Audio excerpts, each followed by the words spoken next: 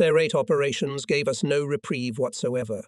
We were obliged to fly out whenever the bombers flew in, and since this was every night, we were all beginning to show signs of fatigue. The squadron had enough crews to provide a rotation of men from sortie to sortie, but the nervous strain of such sorties was great. Our losses were still low, but every night we had to contend with searchlights, anti-aircraft artillery and enemy night fighters, and sometimes we were shelled from our own bombers. The period of time we spent over enemy territory was long, at least 2 hours. And, of course, we realized that if we were shot down and could parachute out, we were unlikely to return until after the war, during air defense sorties. On the other hand, we knew that if we had to use a parachute, we could return to our comrades within a few hours. However, only one pilot broke down. One of my brave Belgian pilots came to me totally distraught and complained that during the last few sorties he had been forced to turn back to base before even crossing the enemy coast because of a failure of his airborne radar or serrate instrument. He suspected that his radio operator was deliberately reporting equipment failure. It was a serious charge, but I believed the pilot. I decided to send them out again that evening, and if they returned for the reasons given by the pilot, the airplane should be isolated until the next departure, but with a different crew. If the new crew does not find any equipment malfunctions, we will have a pretty convincing proof of the radio operator's cowardice. Indeed, the Belgian and his radio operator returned from the sortie prematurely. The next night, Vinnie and Scotty departed on the same airplane. No work had been done on the equipment, and they flew over enemy territory without finding any malfunction of the serrate instrument or radar. I sent for a Belgian radio operator who admitted that he did not want to participate in the sorties. He convinced me that he would not survive.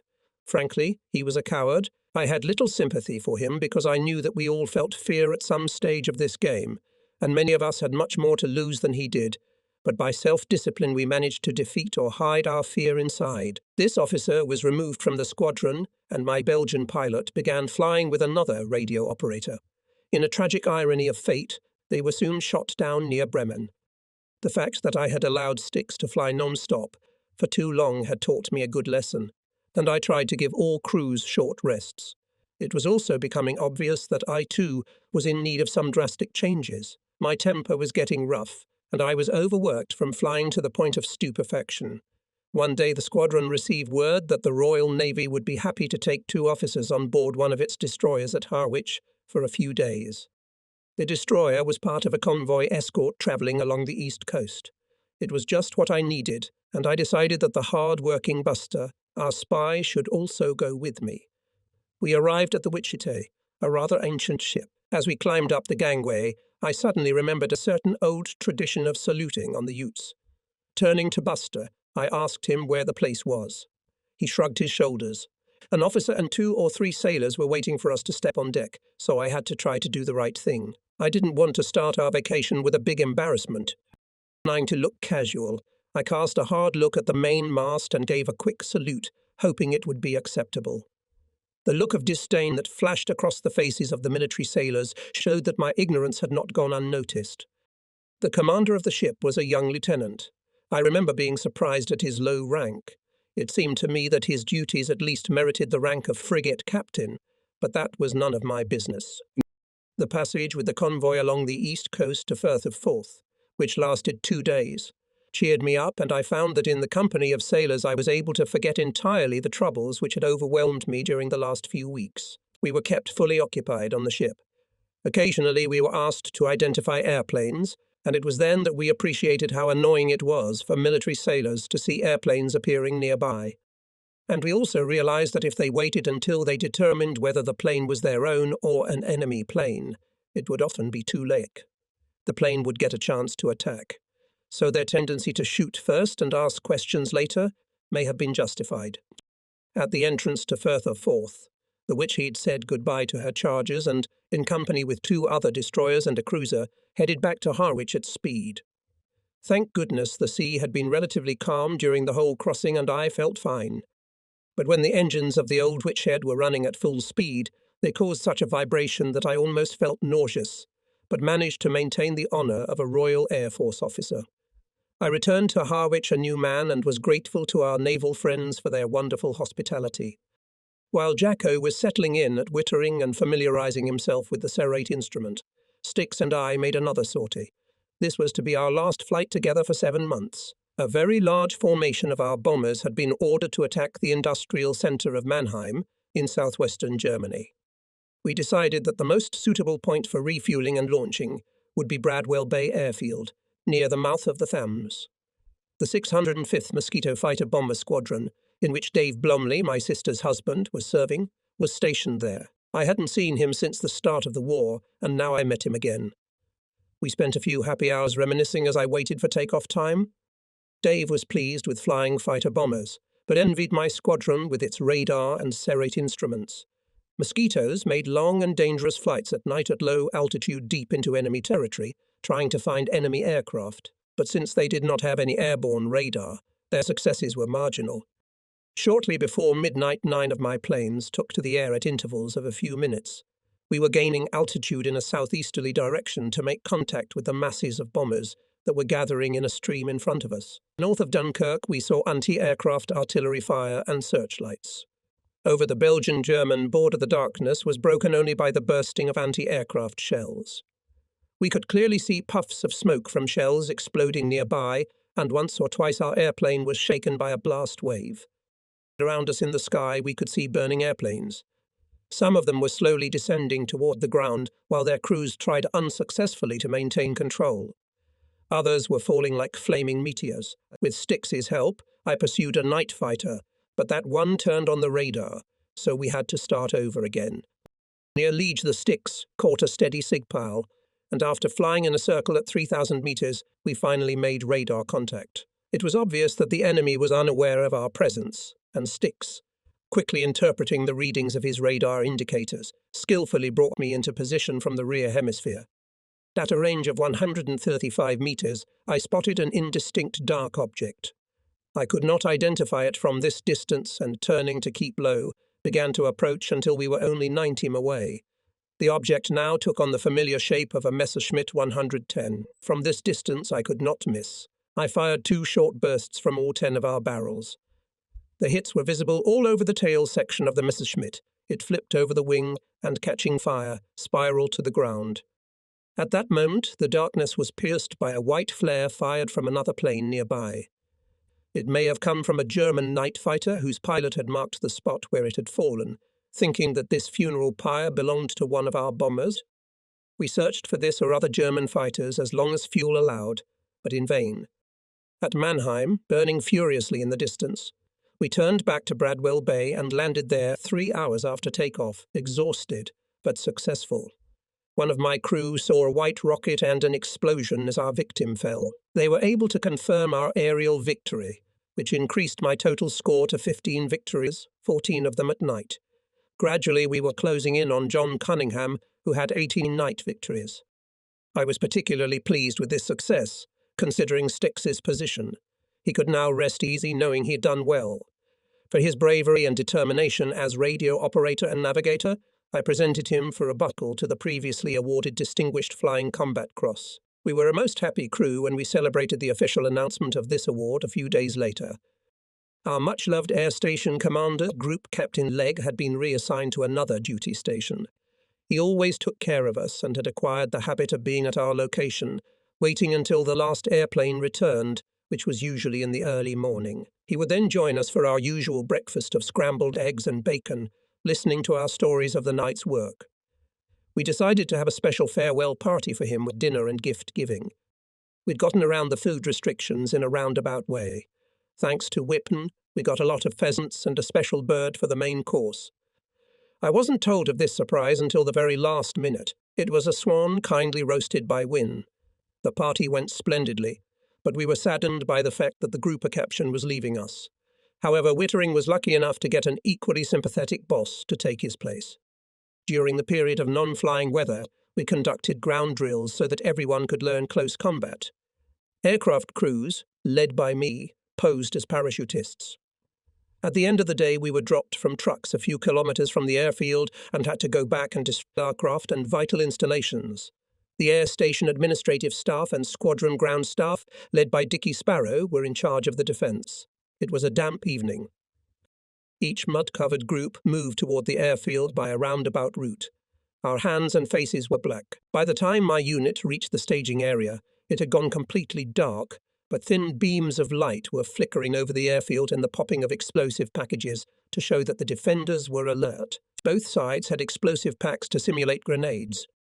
It was obvious from the swearing and shouting that the defenders were giving my commandos heat. Eventually, we did advance and drew chalk crosses on the two bow marking their destruction.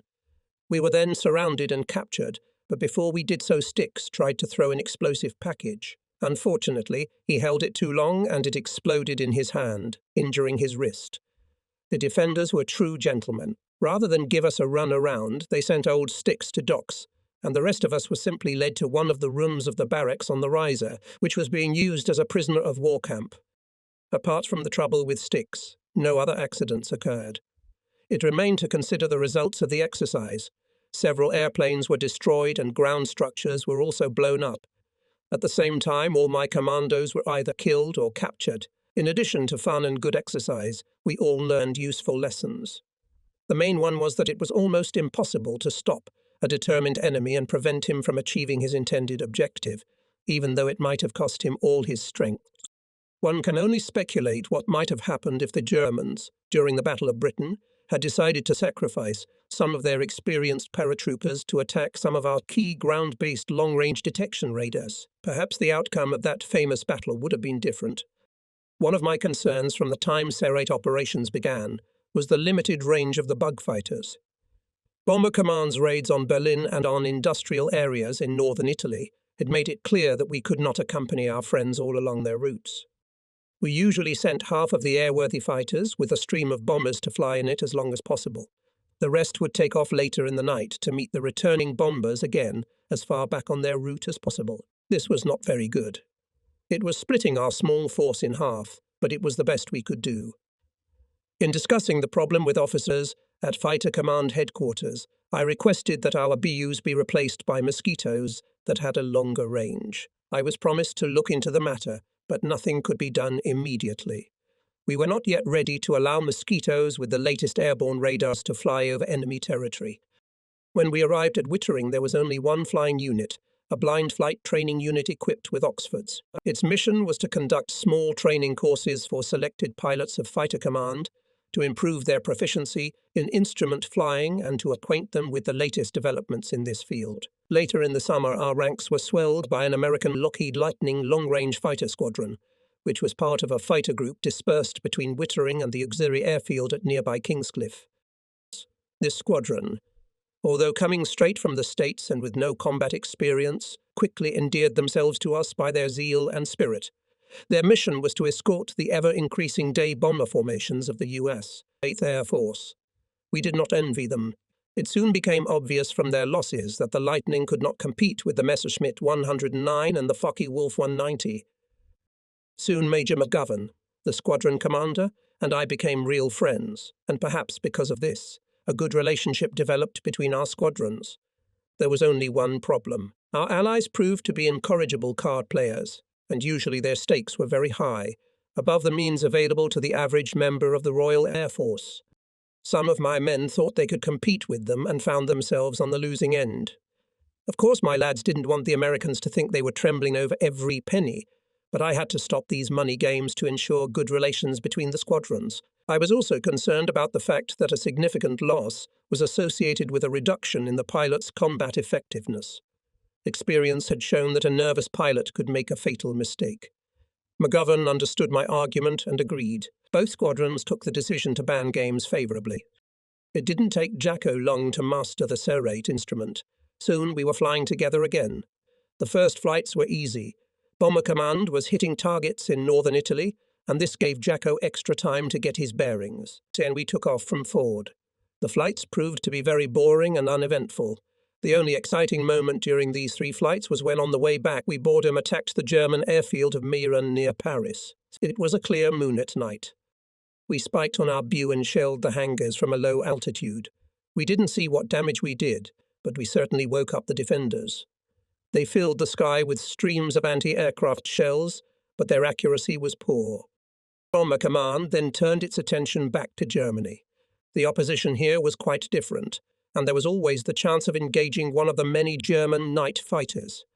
For some time, the British government and Royal Air Force headquarters had been concerned by information that the enemy was developing two powerful new types of weaponry, the unmanned Fei-1 aircraft and the Fao-2 medium-range missile. They both had powerful high-explosive warheads.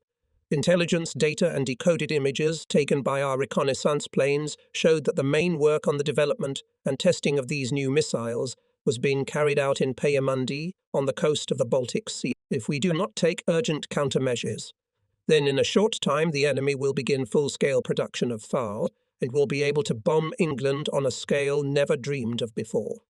And on the afternoon of August 17, Styx, my new operations officer received an urgent message from Fighter Command headquarters. The 141st was ordered to make a maximum effort that night in support of one of the most important bomber command raids of the war. A powerful raid on the Experimental Armament Center at Peenemünde was planned. The true purpose of this raid was not known to us at the time, but we had enough information to support the need to get as many fighters in the air as possible. We began to plan our tactics while Sewell, the squadron engineer, assembled ground personnel to determine the status of the aircraft. Because of the complexity of Serrate's airborne radar and instrumentation, we rejoiced each night if we could get 12 of our 19 airplanes into service. Invariably, one or two of them returned prematurely because of some malfunction of the instrumentation. Sewell returned to the briefing room and surprised us all by telling us that we could count on 16 airplanes that night. This really meant something, as the squadron had been on combat sorties for the past 5 nights and the flight and ground personnel were very tired. The hard work and dedication of our men never ceased to amaze me. During these same months, when our chances of making a combat sortie had greatly increased, morale reached a high point. Mechanics worked long hours without complaint so that their crews would have hope of attacking the enemy, leaning with sticks and buster over the map. I saw that the route of the stream of bombers passed over the North Sea, 130 kilometers north of the Frisian Islands, over Denmark and then south to the target. The return route was much the same. Because of the limited range of the BU, we could only fly to the line that went from north to south through the island of Helgoland. As a result, we decided to send only half of the planes with the bombers, and the rest were to meet them on the return trip. In previous sorties, we had always flown within the bomber stream or distributed along its edges. Now it was deemed more proper to patrol between the enemy and our bombers. 8 fighters were to take off at the same time as our big friends. 4 of them would patrol at altitudes between 3,700 and 5,500 meters along a line running west to east about 30 kilometers north of the Frisian Islands to Helgoland. The other 4 were to patrol along a line beginning south of Emden and continuing over the northern part of Iselma Bay. This created for the Germans 2 thin red lines between their night fighters and our remaining fighters later in the night were to be deployed in the same way to meet the returning Lancasters and Halifaxes.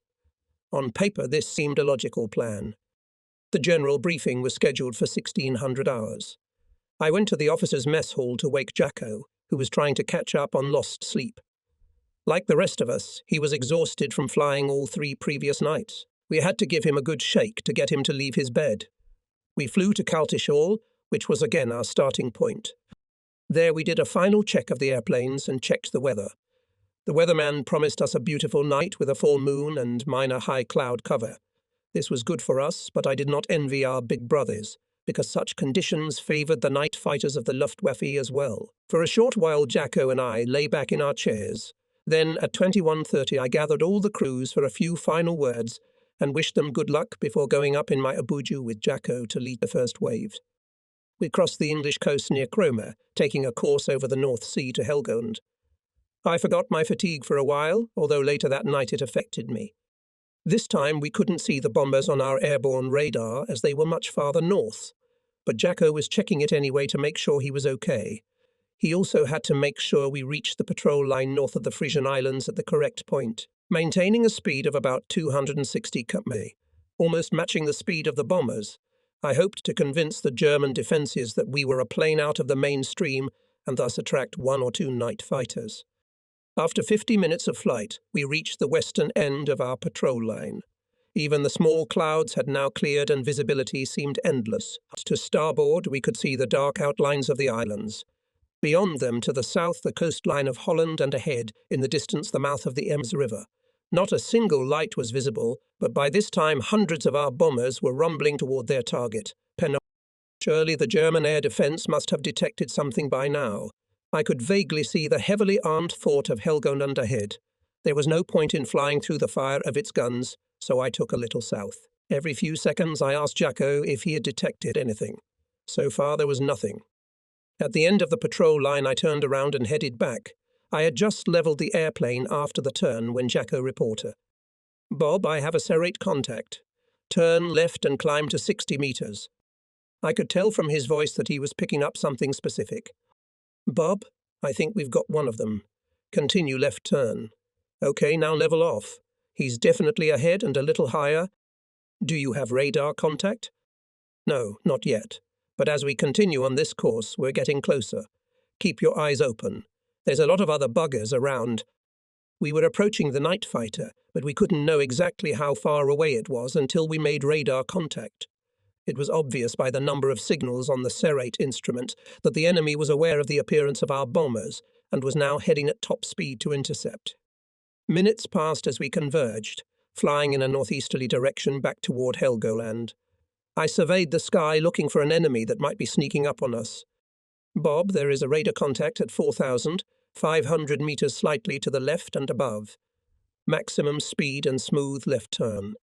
Jacko's messages were now following a steady stream, as if he wanted to get us flying toward the target. I adjusted the scope brightness and strained to look ahead and up. We were now 360 meters away, and I wanted to detect my enemy much sooner than he detected me. "Bob, he's only 360 meters away, just ahead and a little higher. You should be able to see him now." Jacko was getting impatient. Why didn't I see the enemy plane? Perhaps my overexertion was affecting my vision. My eyes were cutting up. Suddenly he appeared in front of me very clearly. 2 engines, double tail feathers, our constant enemy, night fighter Messerschmitt 110. He was turning gently to the left. "Jacko, raise your head." Okay, I see him. Give him a good shot." At 230 meters, I gently pulled the wheel toward me. Myself and the beamer shuddered as I pressed the fire button. The enemy went into a gentle dive toward the sea. We followed him and I fired a second line. A flash of fire and he began to drop vertically. I climbed again to an altitude of 4,900 meters, again heading for Ameland. Before we leveled off, Jacko vigorously commanded. "Nurse up right. There's another one just a few hundred meters away." I was leading the Bew in a steep turn when Jacko transmitted, "Attention, he's only 180 meters ahead and a little higher. You're closing too fast." "Oh my God, I can see him," I shouted.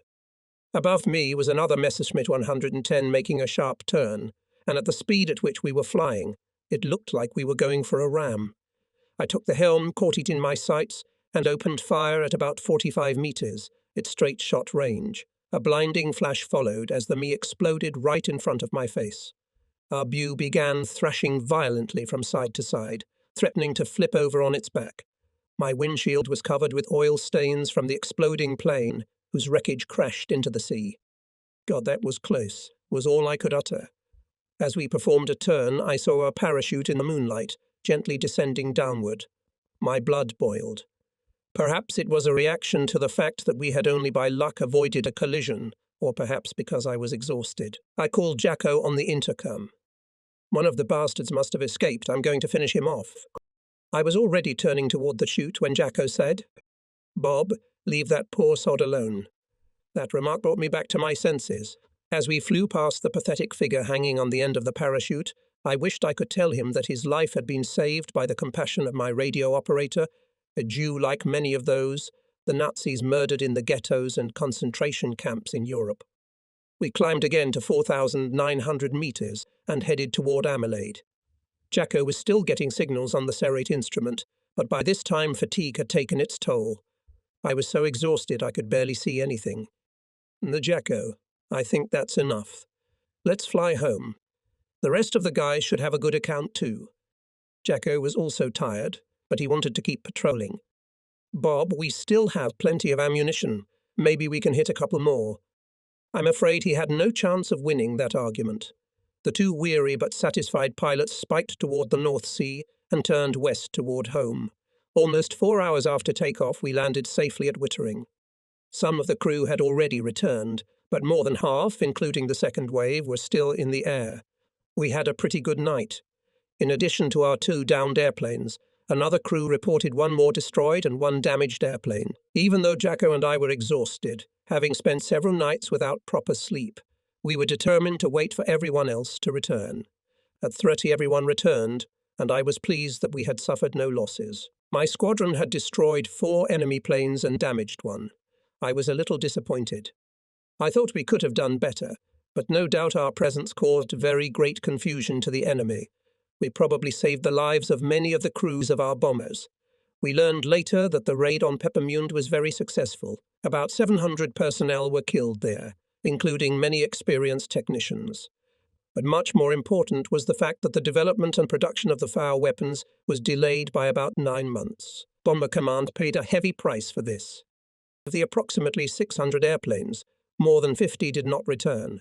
Most were lost near and over the target, again indicating the need for an airplane of greater range than the Buchfighter. Soon several early modifications of Mosquito fighters were turned over to the squadron for testing, but they were just a bunch of worn-out airplanes. Before reaching the 141st, they were first used in squadrons and then in combat training units. Their engines brought us endless problems at high altitudes. Still, these few airplanes allowed the crews to master the Mosquitoes, which was superior to the Buchfighter. However, none could match the durability of our favoured Buchfighters. In many instances, they came back when other airplanes should have fallen apart by now.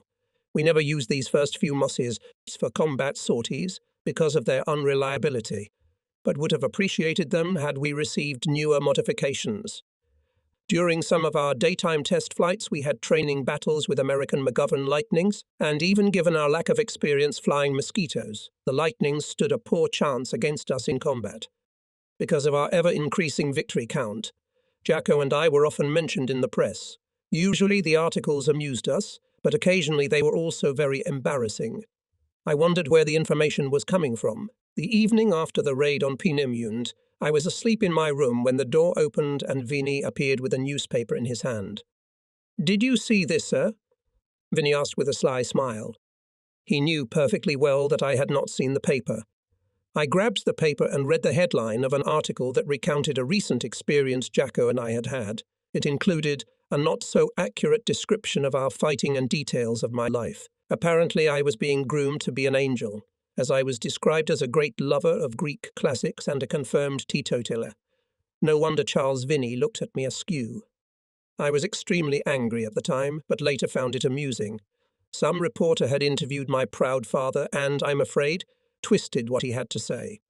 In fact, I gave up reading the Greeks the moment I left school and, frankly, I could hardly call myself a teetotaler. It took me many days to gloss over the myth of my puritanical existence. Shortly after the squadron's success during the night raid on Peenemünde, I was awarded a buckle to my Distinguished Combat Service Order. To quote the official report, for brilliant leadership of 141 Squadron and exceptional skill and bravery displayed during combat sorties. Sound words that I hope I lived up to. My successes were the result of the concerted efforts of the pilot, radio operator and ground staff, so I believe the award belonged to the entire squadron.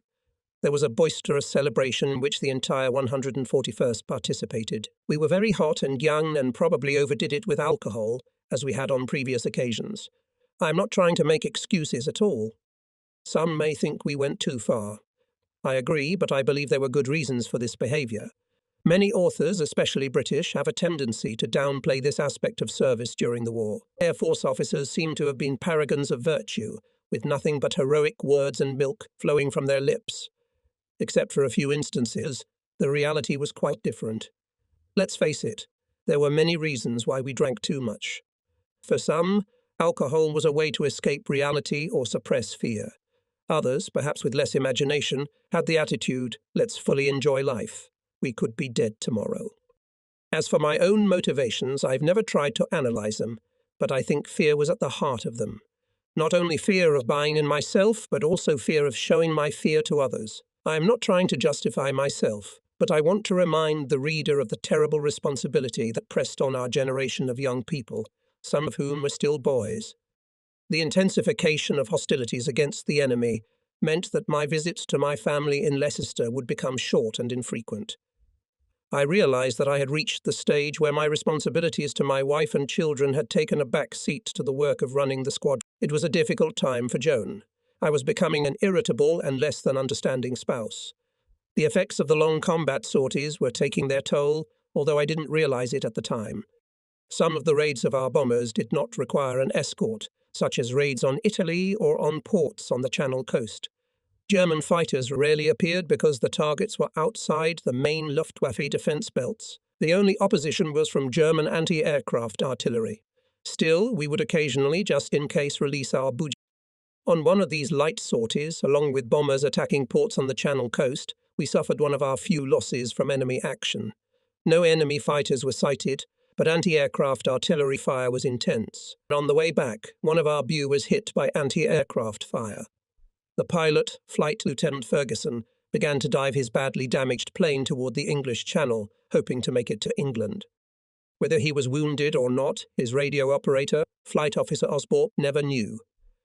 Just a few kilometers off the coast at an altitude of 60 or 90 meters, the pilot informed the radio operator that they would have to land on the water. The events that followed are shrouded in fog. The bow lost control and spun steeply into the water. Osborne remembered nothing of the accident itself, regaining consciousness in the water, supported by a life jacket to which a personal lifeboat was tethered by a cable. He inflated the lifeboat by means of a carbon dioxide cylinder, climbed into it, and to his amazement found that he was only slightly concussed, and everything else seemed to be intact. There was no pilot to be seen, only wreckage and oil stains on the water. In a state of shock, Osborne spent a cold night bobbing up and down in the Channel, almost in sight of the French coast, and wondering by whom he would be rescued, by us or by the enemy. All of us at Wittereptig knew that one of our planes had long overdue its return, and there was no information that it had landed. We assumed the worst. Terrifying telegrams were sent to the parents of the crew members, informing them that their sons were missing. The next morning, Osborne's father visited the squadron, determined to find out the details. Despite his excitement, he held himself well, and I told him the little we knew. I did not want to give vain hopes. Meanwhile, Dicky, my adjutant, was in touch with a squadron of rescue seaplanes which was operating in the target area of the previous night's raid. Mr. Osborne and I were talking about the war in general and trying to keep out of the discussion of his son's fate when Dicky burst into the office. A rescue Valrus, an amphibious biplane patrolling near the French coast, had located the lifeboat and hoisted Osborne aboard close to an enemy minefield. A very daring rescue. A few hours later, Osborne arrived at Wittering, a little sunburnt, but apparently not at all damaged. I have seldom felt happier than when I saw the meeting of father and son. I was sure the father had already assumed his boy was dead. This beautiful moment was overshadowed for me by the knowledge that the brave pilot had drowned with the airplane. Throughout the summer of 1943, the number of enemy night fighters shot down by the squadron grew. As in other squadrons, most of the successes were accounted for by only one or two crews. The others became only prey. I'm sure the main reason was that only these few crews achieved the extremely high level of cooperation and coordination required for night combat. The aces were also superb masters of utilizing onboard radar and Serrate devices. They obtained enough information from these sophisticated devices to locate the enemy, even when the equipment was only partially serviceable. In 141 Squadron, the names of Flight Lieutenant Howard Kelsey and his operator, Sergeant Smith, and of Flight Lieutenants White and Allen, another outstanding crew, began to appear regularly in combat reports. Since the raid on Peenemünde, each crew had destroyed more than 5 aircraft over enemy territory and had been decorated for their actions. By the end of the war, they had achieved even greater success and were high on the list of the best night fighters. At the beginning of September 1943, rumours began to leak into the squadron that I was going to be transferred to some position unrelated to combat missions. To me, it sounded like a funeral bell. My squadron was everything to me, meant more than my wife and family. Of course, I was overworked, but I didn't realize it. Against my better judgment, I hoped it was only a rumour. As if defying fatigue, I increased my number of sorties and once nearly killed Jacko. We participated with the bombers in a raid on the Mont-Loucop tunnel in southeastern France. There were no enemy night fighters, so I decided to fly at low altitude and strafe the trains on the way back, flying in bright moonlight at 355 km. At an altitude of 600 meters, we spotted one on the Dieppe-Paris line near Paris. It was traveling at a decent speed.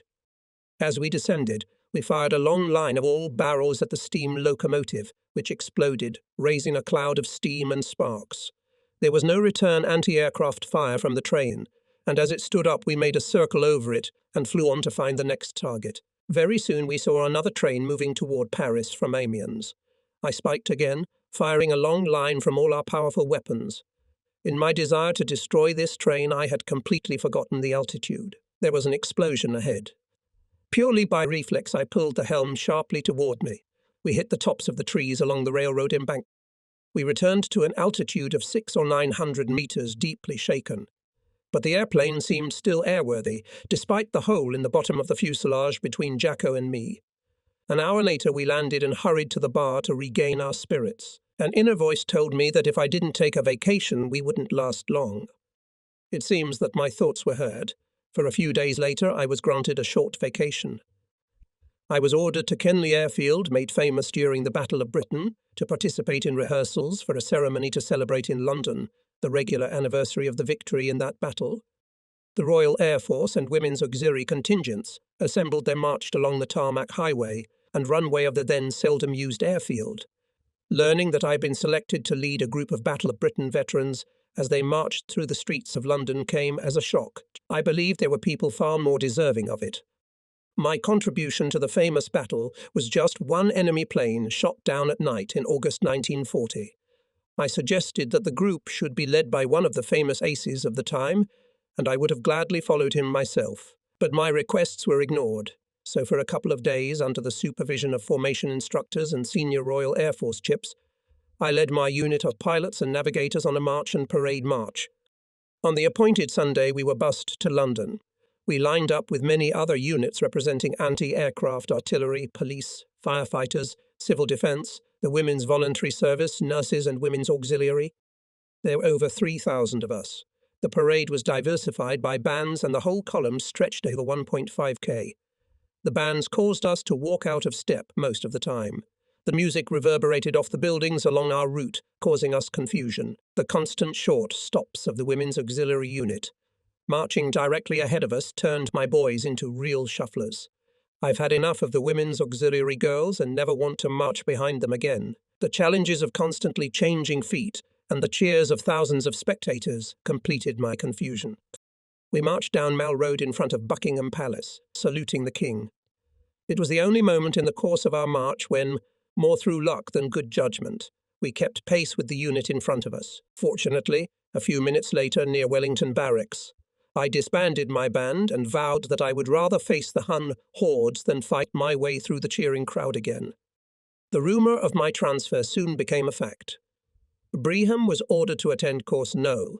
12 at the Army Staff College in Camberley beginning October 21, 1943, a mere black month. I challenged the decision to make this transfer in vain, and even asked for a personal meeting with the commanding officer, Air Marshal Sir Roderick Hill. After a cup of tea in his office, this kind man told me that he fully understood my desire to stay with the squadron, but it was obvious to him that I urgently need a vacation, and 4 months at the Staff College will fully restore my strength. I had to admit to myself that he was right. My replacement, Wing Commander Roberty of the Air Training Command, was not due to arrive at Wittering until early October, so Jacko and I could fly together for a few more weeks. We participated actively in raids against the enemy, and, after destroying 2 more and damaging 1 aircraft, brought my total score to 20 victories, 19 of which were won at night and 1 during the day, in addition to having 1 probable victory and 6 damaged aircraft. With the help of Styx and Jacko, I was now equal to John Cunningham in the number of night victories. Our number of night victories with him remained unchanged for the rest of the war, and was exceeded only by Brand's Barnbridge and his radio operator Skelton, who shot down 21 aircraft at night. My last combat sortie with the squadron took place on the night of August 29. Accompanying our bombers during a raid on Bochum in the Rue Ha, we destroyed a Messerschmitt 110 and damaged a Junkers 88 in 2 separate engagements over Isilma Bay in 10 minutes. This sortie, besides being a good finale to my tour with 141 Squadron, was also the first experience of night fighting for my American comrade Major McGovern. Mac had been pestering me for some time with requests to take him along. He brought us good luck, although we later had our guns jammed. Otherwise, our second night enemy, an 88 Yopters, would also have been destroyed rather than just damaged. Our worst enemy on this particular sortie, however, was our own light anti-aircraft artillery. The gunners of a light battery of Beauforts on the Norfolk coast, between Hemsby and Winterton, tried to shoot us down as we flew back at 400 altitude. After much cursing at the infantry, we moved out of their range.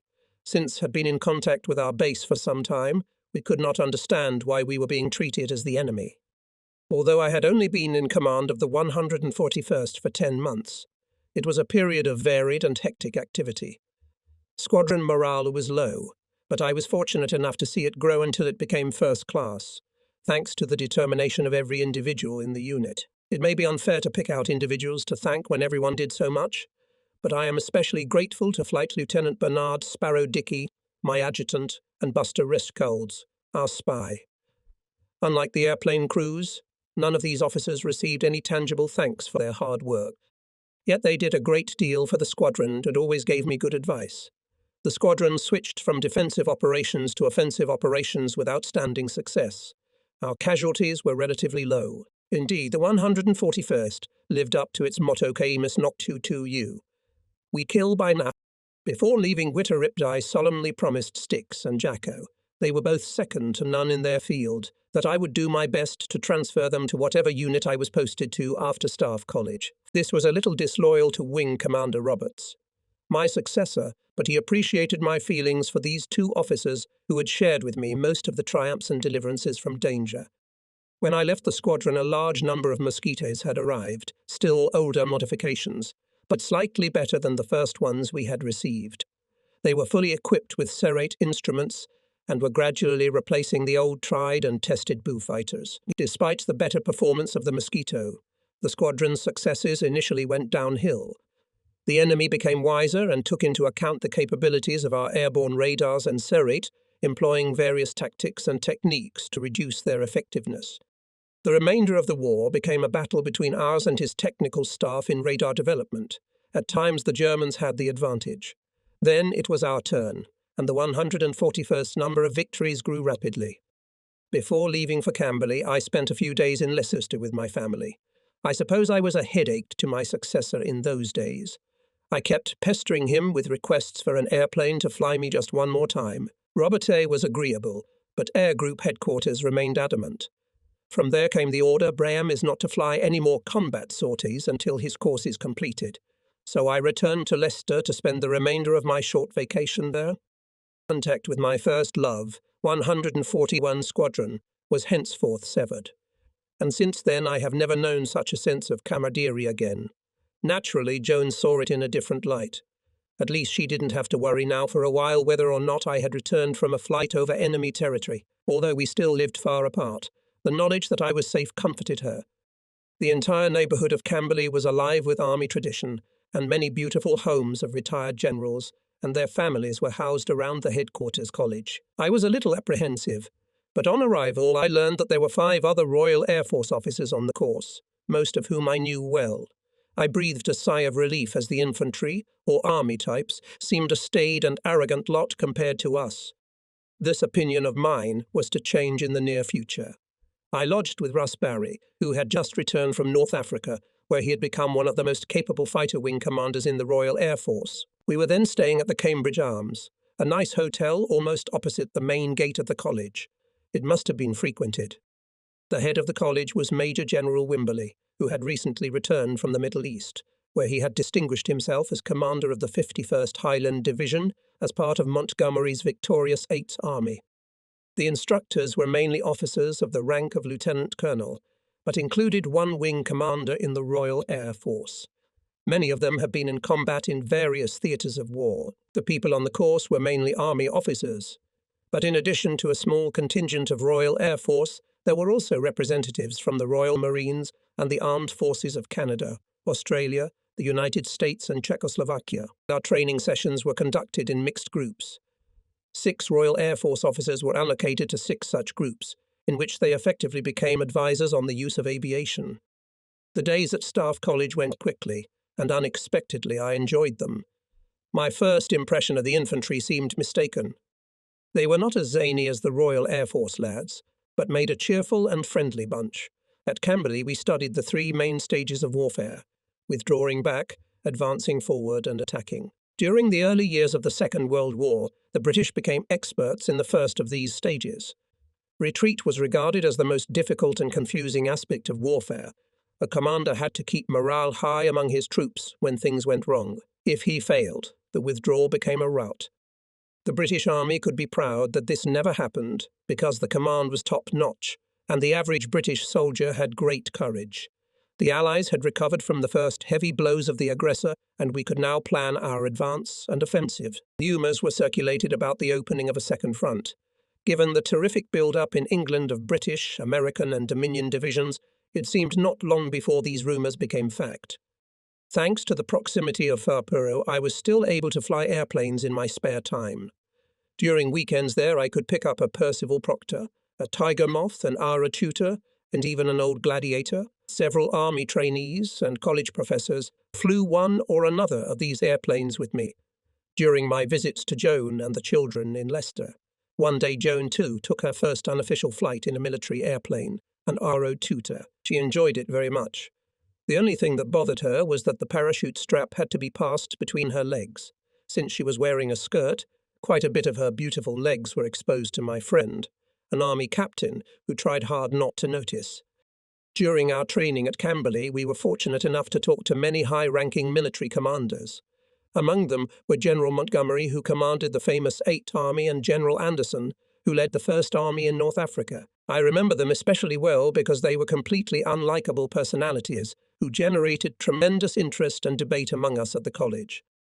Many of the audience and faculty had served in the 8th or 1st Armies, and the rivalry between the two was intense. During the talk, Monty, later Field Marshal Montgomery Viscount Alamine, exuded an ease and confidence that was justified by his many glorious victories, at least one of which, at Alamine, turned the tide of the war in our favour. Anderson, on the contrary, seemed stern and even a little harsh. The reasons for this were easy to understand. His 1st Army was largely new to battle. It consisted of British, French and American divisions, carelessly linked together and using different types of weapons and equipment, making its logistics a real nightmare. Also, due to political pressure, he was forced to bring his army into battle gradually, which paid miserable dividends. As an interested viewer, I felt that General Anderson was fighting brutal battles almost the entire time with his 2 small forces. Still, in the end, the 1st and 8th Armies joined together in Tunisia and pushed the African German Corps and the Italians out of Africa. We argued a lot, sometimes fiercely, with all for and against, over the campaigns of these 2 armies after their commanders appeared before us. During the field exercise, every officer in my group was assigned to a position on the notional divisional headquarters. I myself found myself in command of a notional tank brigade. Its bulky equipment was supposed to be concentrated and camouflaged before the offensive. I thought I had chosen an excellent position, a road in the lowlands closed on both sides of the trees. It seemed a perfect natural cover from aerial reconnaissance. It was too easy. Perhaps they would offer me permanent service as an army brigadier. My enthusiasm was soon destroyed by one of the intermediaries, who said to me as kindly as possible, and in a way that few of my comrades could hear, "I'm sorry, old chap, but your tanks can be written off. They won't be able to climb these 2 steep slopes, and will probably topple over." My dreams of leading tanks into battle were dashed. Anyway, the rest of the course learned of Briam's blunder, and over the next few days one air advisor listened to a lot of jokes. Perhaps some of us didn't take our studies as seriously as we should have. While many trainees studied late into the night in their rooms, a few went regularly to the Cambridge Arms. There we spent our time chatting to each other and the locals and draining containers of some popular but light beer. On the way back, it became our habit to hold a lighter under the chin of the white marble bust of Julius Caesar that cluttered at the foot of the main staircase in the lobby of Camberley College. This had the effect of blackening the chin and making it appear that this warrior of the past was sporting a beard. As a result, every day one of the industrious janitors would shave this old gentleman in the early morning, and he was again ready to have a new beard in the evening. Such pranks varied the monotony of study. Up to this time, I've been fortunate enough not to have had to use a parachute once. One day we visited the paratrooper training centre at Salisbury Plain. We were shown the equipment and training methods of these select troops. In the field stood a training parachute tower 25-30 metres high, from which paratroopers jumped in all equipment. The speed of descent was regulated by a pulley, which simulated the fall after leaving the airplane. We watched the fearless men in red berets. Then the instructor asked if there were any volunteers from our course. We glanced around with timid smiles, but no one responded to the offer. After some confusion, my army friends turned to me, indicating that I should volunteer. After all, I am a pilot after all. Cursing them, I shrugged and agreed. I fearfully made my way up to the overhead platform, where a grinning instructor helped me put on the harness of the suspension system. There's nothing easy about it, sir. You just have to bend your knees and keep your feet together, and then you won't break your ankles. Encouraged by his kind words, I walked to the edge of the platform and, turning pale, looked angrily at the faces of my comrades visible far below. The next moment I felt a jolt in my back and flew downward with frightening speed. I hit the ground with a thud that took my breath away. Once I was assured that I was still in one piece, I rose from the sandy ground with a triumphant grin, ready to show my nose to my army buddies.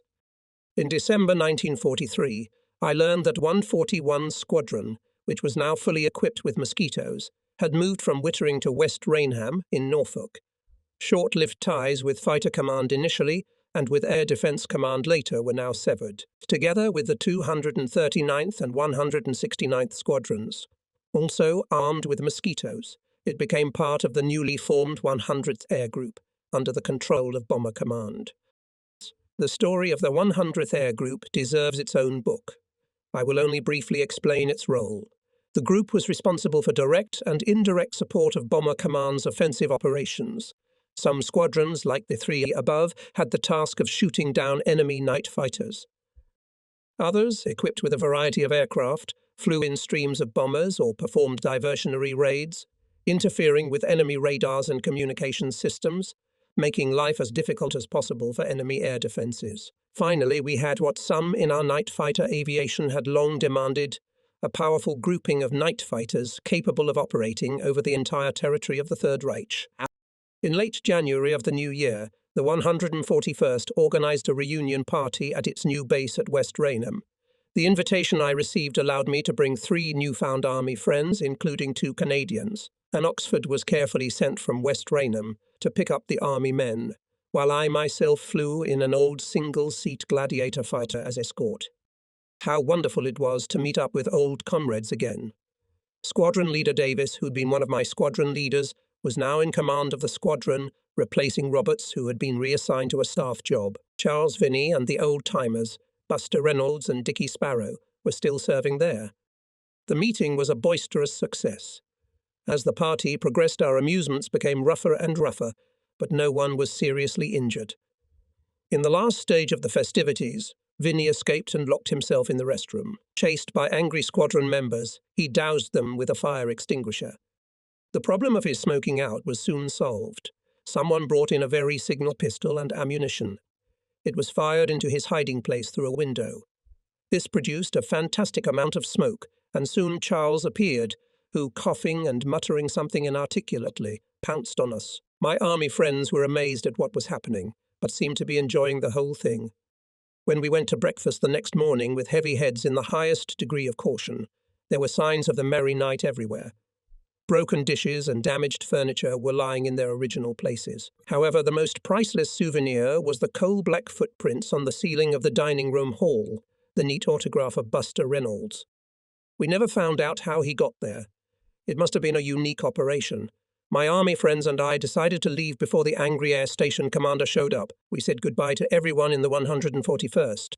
We could find and quickly headed back to Farriborough, exhausted but brimming with happy memories of the wonderful encounter.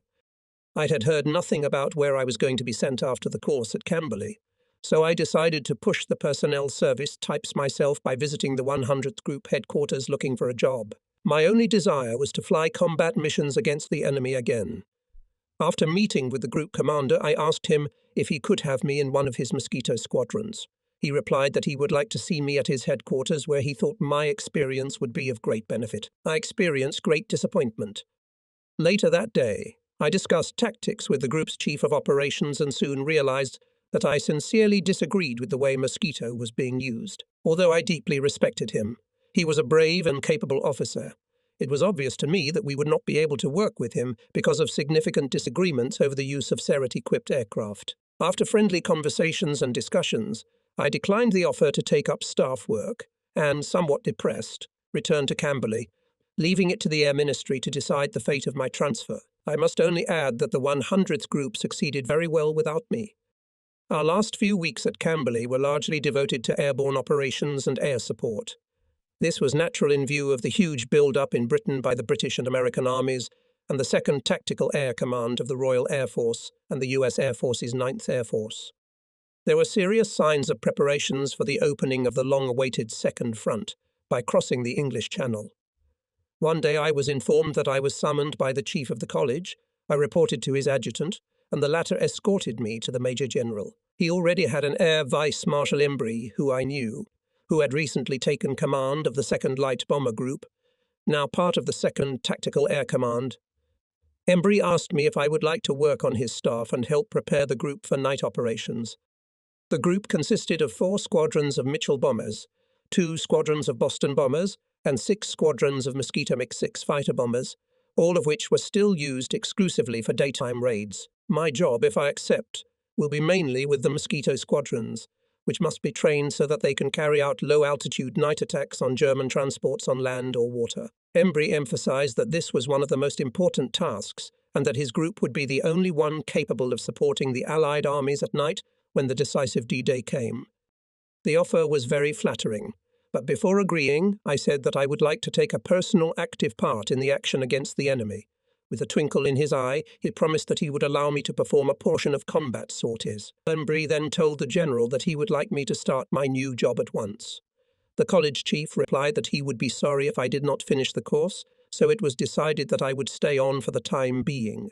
I was happy at the thought that, in spite of the staff work awaiting me, I would be able to face the Huns on occasion. Embry was one of the few senior Allied air commanders who believed that not only squadron crews, but also air station commanders and members of their own staff should be involved in combat sorties. He flew many sorties himself, despite the disapproval of the High Command. He was a great commander who never demanded of any of his men what he would not do himself. The course ended on February 11, 1944, giving me a clear understanding of the problems of the British Army. It also shattered my superficial opinion of the infantrymen, among whom there were now many whom I could consider my friends, some of them permanent. Our farewell party was held in superb style in the main hall at Camberley. Towards the end of the evening, a joint group of Royal Air Force and Army representatives sought out a fire hose and as a farewell gesture washed the oil portraits hanging on the walls of former college chiefs and other prominent Army commanders. It was with some trepidation that I arrived at the 2nd Air Group headquarters as the officer in charge of night operations. It was my first staff position. However, I was soon feeling at ease at Mangewell Park, a beautiful old mansion near Wallingford, Oxford. The promise that I would be able to fly combat sorties kept my spirits high. To Joan's disappointment, I still stubbornly insisted that it would be best if she and the family remained in Leicester. In that case, for me, war and family life would not mix. Squadron leader Rufus Risley took care of me until I got the hang of it. I quickly discovered that Embry had assembled a very experienced and successful staff, all the members of which burned with the same fire and were filled with the same spirit as himself. Mediator to the old man and chief of operations was David Atcherley, whom I had last seen at Devon in 1938, when he was in command of 85 Squadron. David and his twin brother Dick became legends before the war even started, thanks to their incredible exploits in the air. I doubt there will ever again be examples of such leadership and fantastic antics as those two airmen had. One of Rufu Yu's first household chores was to place me with Clemmy, the second house of the 2nd Air Group. Mrs. Clementi owned the Wyatt Hart pub in the village of Nettled, a few kilometres from our headquarters. During my time in the 2nd Group, I had the privilege of being introduced to her, and I will always be grateful to her for her unfailing cheerfulness and fine character which were so beneficial to our morale. Earlier in the war she had lost her own son serving in the Navy, but skillfully concealed her sorrow. We were assured that we were always welcome at this place. When it was time for a break at 10:30, she invariably allowed the Royal Air Force personnel to stay. However tired she would serve us traditional scrambled eggs and bacon from her kitchen. Remembering my promise to Styx and Jacko on leaving 141 Squadron, I had to try and get them both transferred to group headquarters. The personnel men helped, and a few days after my arrival at Manguel, both my comrades joined me. The night operations headquarters was now staffed. The influx of night pilots had at first caused occasional rude remarks from the rest of the staff, who were overly proud of the group's daytime activities and were not too keen to switch partly to night flying. So far, the main efforts of the second group had been directed against enemy ships and military installations in occupied Europe and against the recently begun construction of FAO 1 positions between Calais and Le Havre. All sorties were flown during the day and required extremely accurate bombing from medium and low altitudes, in which the second group was unsurpassed. Following Overlord, the D-Day project, the planners' minds were occupied with the offensive against the FAO positions known as Crossbow. If most of these positions and storage sites for these weapons and rocket fuel were not destroyed, the enemy could seriously hamper Allied preparations for invasion. In addition, the populations of London and southern England were subjected to very destructive attacks by unmanned FAO 1 and later FAO 2 missiles. Airstrikes and defense measures by the Royal Air Force and US Air Force greatly reduced the strength of the enemy attacks, although of course they reached London and surrounding areas. Overall, the military damage from the FAO 1 and FAO 2 was small, but nearly 10,000 people were killed and many were severely wounded. The attacks did not cease until the Allies captured all their launching positions in early 1945. But the second group had the honour of damaging and destroying more launcher positions in France than any other Allied air unit.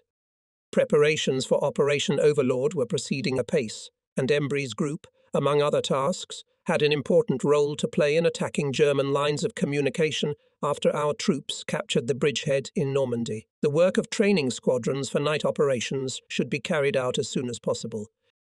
The most suitable for night action were 6 squadrons of Mosquitoes, equally divided between the 138th and 140th Wings. So a training plan was drawn up to train them in the same way as the squadrons of night intruders to the fighter command, with only one difference, that the planes of the second group in addition to the guns were to carry bombs. Our Mosquitoes were a low-altitude modification of the Mk6. They had no airborne radar, but were armed with 4 twin-tim cannons and 4 7.7 machine guns mounted in the nose and operated by the pilot. There was also a bomb bay for 4 227 kg bombs, which could be fitted with various types of percussion or delayed action fuses. The second crew member was the navigator. Before the squadron's first night flight, Rufus and I, accompanied by Styx and Jacko, visited both wings and gave a general briefing, emphasizing the importance of the task and some of the problems the crews might encounter. It seemed that because of the lack of allure of night action, people who were used to daytime combat were still unhappy about being forced to do the job. But we knew that after a few sorties this dissatisfaction would disappear. We also noted that they would begin to do individual daylight sorties as well. To begin with, my small staff, with the help of the intelligence guys, planned sorties against a number of airfields in northern France, searching for these small targets. While flying at altitudes of 300 to 900 meters over the darkened continent was excellent night navigation training, and also provided a good opportunity to fire on any target worthy of attention. If we learned how to find and bombard airfields, then, when the D-Day came, we could easily detect columns of German troops moving along the French roads.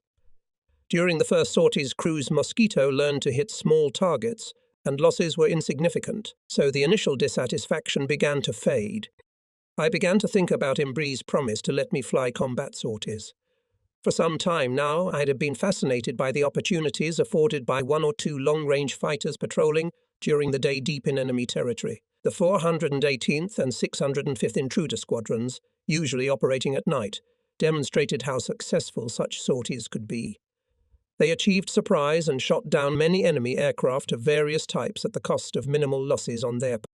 by flying at treetop level and avoiding areas with heavy anti-aircraft cover. There was a high probability that our fighters would not be detected until they struck. Such sorties could only be flown if there was cloud cover covering most of the sky at about 450–600 meters. There was an obvious risk, but I felt that the probable destruction or damage to enemy aircraft and the confusion we would cause the enemy would more than compensate for it. The Mossy Mk.6 was the ideal aircraft for such a job. At low altitudes it was fast, maneuverable, had excellent range and strong armament. Since I had to have someone else to fly to the enemy, I told this to Styx and Jacko, who were already showing impatience. They met my suggestion with enthusiasm, although Jacko thought that night was the best time, as we were much more experienced in survival when the birds were on the ground.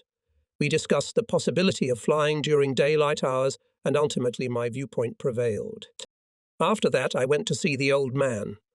Embry seemed genuinely interested, but insisted that I bring the plan for each of my proposed raids to him for approval before we took off. Further, he disapproved of the idea of our daylight flights directly over German territory because of the power of the German air defences, and because of the presence of a large number of single-seat fighters with which the Mosquito could not compete.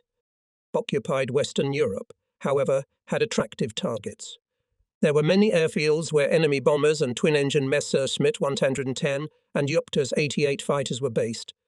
I told the group commander that I wanted to attack the planes in the air rather than on the ground. In the air, we were not only disabling the aircraft, but also, more importantly, its crew. Past experience of both the Royal Air Force and the Luftwaffe had shown that attacking aircraft on the ground, while effective in some respects, did not throw off the trained crew of the aircraft. In addition, attacking aircraft were often severely damaged by anti-aircraft artillery fire. After receiving Embry's acquiescence, I asked him if I could make an attempt the next day, February 28, 1944. I showed him a route to the Orleans-Bergis-Châteaudun area in central France, where there were many bomber airfields. To my delight, he agreed, provided there was the necessary cloud cover. I returned to my office where Styx and Jacko were awaiting the result of the meeting and told them everything was in order. I decided that Jacko would accompany me. I wanted to prove to him that such sorties were really effective, knowing that he still doubted it. We consulted with the intelligence officers at group headquarters and worked out a detailed itinerary. We planned to fly around large cities and airfields at least 8 kilometers away. Firstly, they had strong air defense, and secondly, if we flew over, the alarm would be raised. The coast of France was filled with many German units. They were capable of shooting down a low-flying airplane, both with rifle and machine gun fire and anti-aircraft battery fire. We therefore decided to cross the coast of France back and forth at an altitude of between 450 and 900 meters, and then dive to the ground. We risked losing the element of surprise by climbing to an altitude where we could be picked up by enemy ground raiders, but it was an acceptable risk. They would have to be very lucky to detect us. Early in the morning, the meteorologist promised us the right cloud cover for the flight. We decided to launch from the Sham. The kindly air station commander had prepared a Mossy waiting for us, filled to the brim with fuel, including outboard tanks that could be jetted. If all went well, the flight would last 3.5 hours, but we had enough fuel to be in the air for almost 6 hours. It was a cold morning and both engines had to be worked on to get the oil and coolant circulating properly. Then we taxied to the launch, hurtling down Lusham's runway at full speed. The Mosquito was picking up speed. We were flying over the Sussex countryside. Unfortunately, this first flight was not a success. The weather was worse than expected and visibility in the Orleans area was very poor. Our navigation was also faulty, and for some time we did not know where we were. Eventually, we were able to identify the town of Tours, on the banks of the Loire, which was away from our planned course. It was obvious that Jacko was having trouble navigating, and I realized that the prudent thing to do was to abort the flight. So we turned around and headed home. On the way back near Limaya, a gasoline truck was fired upon. It was a Sunday. Many French civilians out for an afternoon walk witnessed the attack. Most of them had the foresight to watch the proceedings from the drops on either side of the road as we, with guns blazing, glided over their heads. The remainder of the flight was uneventful. Jacko later told me that he preferred to fly night sorties, in which he felt more qualified. I fully shared his position, but I felt sorry that I had never been able to prove to him the value of daytime sorties. A week later, I asked Styx, what he thought about attempting another sortie. He was still very eager to do it.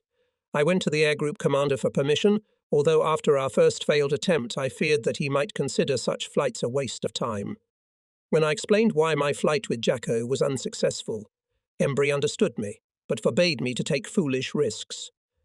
From the recently received intelligence information was that the Germans transferred their newest heavy bombers, Heinkel 177, to airfields near Orleans, just in the area in which we were about to fly.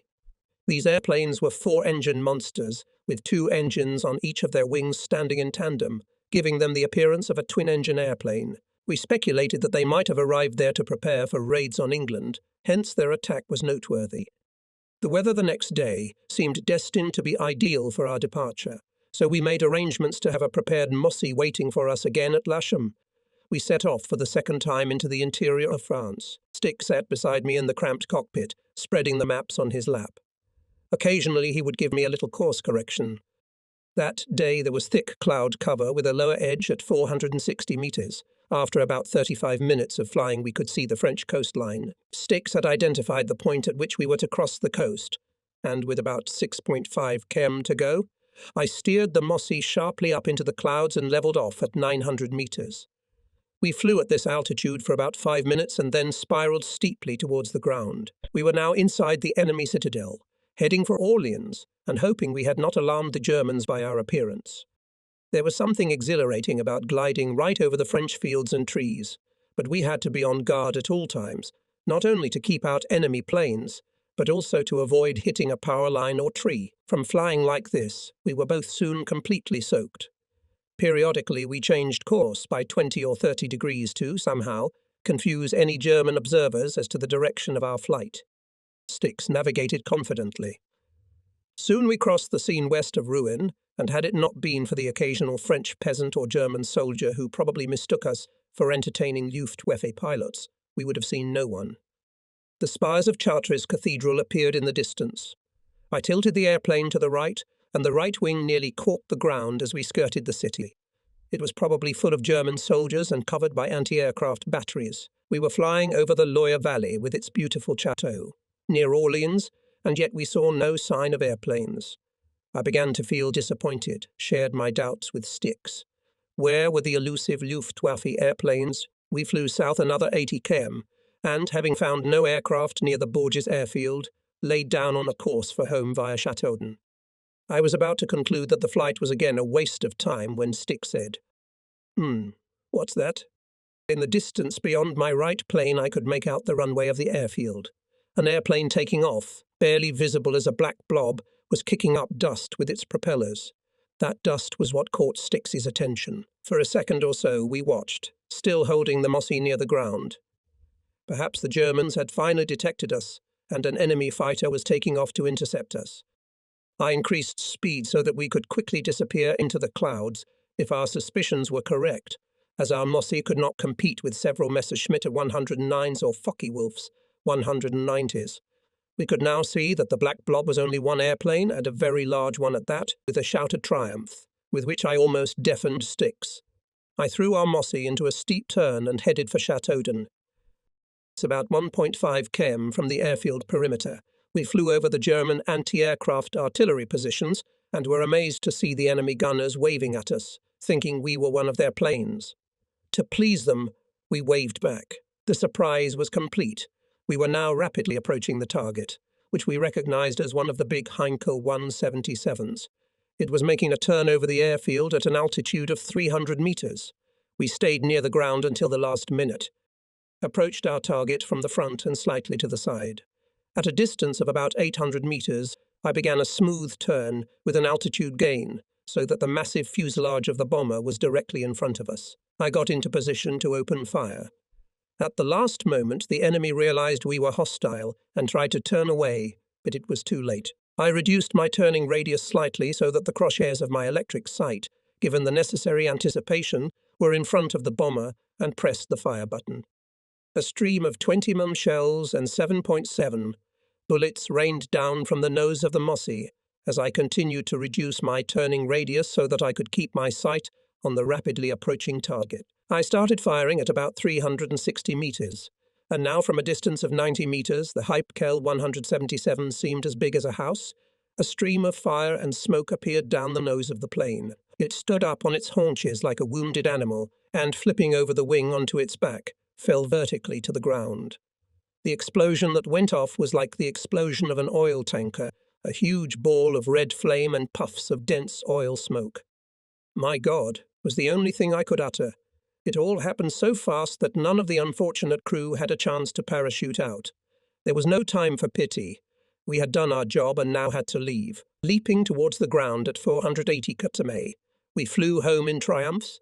As we flew over the fields a few kilometers from Chateaudea, we spotted a young boy and girl who ran out of their house and waved frantically at us. They had probably seen the battle and could certainly observe the funeral column of smoke.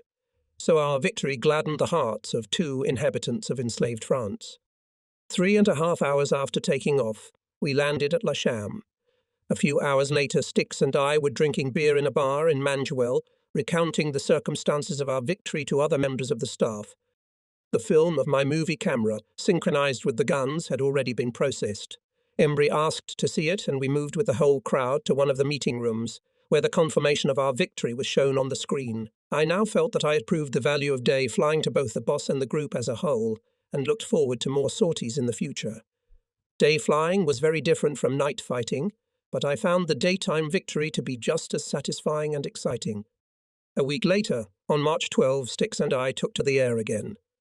This time we intended to fly much farther, as far as Toulouse. But already at the very beginning we encountered a problem. As I was diving toward the ground after crossing the French coast near Badiou, I thought I saw a flash and heard a faint whistling sound. I asked Styx about it, but he didn't see or hear anything. Everything seemed to be in order, and I forgot about it at once. But it wasn't long before I noticed that the oil temperature in the right engine was starting to rise dangerously. As I watched, the arrow reached a dangerous line. There was some serious malfunction, and I told Styx to quickly calculate our course home.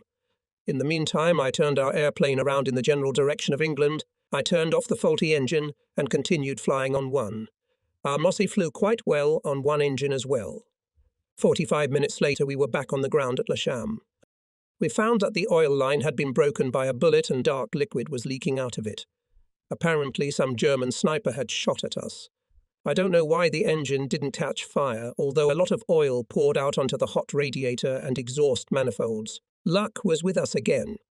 2 days later, Jacko and I travelled to London for the official awards ceremony. We received from the King's hands the awards we had been honoured with a few months earlier. Jacko a buckle to the Distinguished Flying Cross, and I a buckle to the Distinguished Flying Cross, and a second buckle to the Distinguished Flying Cross. In London, we met Jacko's parents, Joan and my father, who were invited to attend the ceremony. A large crowd of guests were present at the palace, in addition to groups of servicemen from all 3 branches of the military. Several civilians also received awards. Our families, along with the other guests, made their way to the great hall used for such occasions, while Jacko and I followed the courtier to the reception room, where each of the honorees was instructed on how to approach the king when your name was called. Despite previous visits to Buckingham Palace, I was excited as my seat was in the front row. A few minutes later, the orchestra played the national anthem and King George entered the crowded hall with his courtiers. The highest honorees were called up first. The line moved slowly. I looked for Joan and my father among the guests. When I saw them, I took a moment to wink at them. When my name was called, I marched to the king, turned to my left, bowed and stood before him. He wore the uniform of a Navy admiral. He reached back with his left hand to the cushion in his aide's arms, on which the awards lay. First, he handed me a buckle to the Distinguished Combat Service Order on a red and blue ribbon, simultaneously thanking me for what I had done and wishing me continued success. Then, continuing to speak, he calmly turned to get the buckle to the cross for flying combat merits. But I saw with the corner of my eye that the cross itself was lying on the cushion. Somebody is embarrassed? He frowned for a second. I was worried, waiting to see what was about to happen. The king spoke briefly in a whisper to his aide, then turned to me and asked me to wait nearby. I was to be called again at the end of the ceremony to receive the award I had been honoured with. An hour later, my name was called again.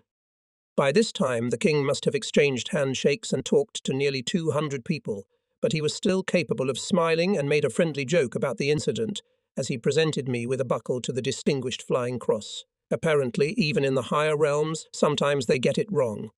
Although receiving the award from the king was a majestic moment, I found that it was much harder on my nerves to stand in front of this great man in a crowded hall than to fight the enemy.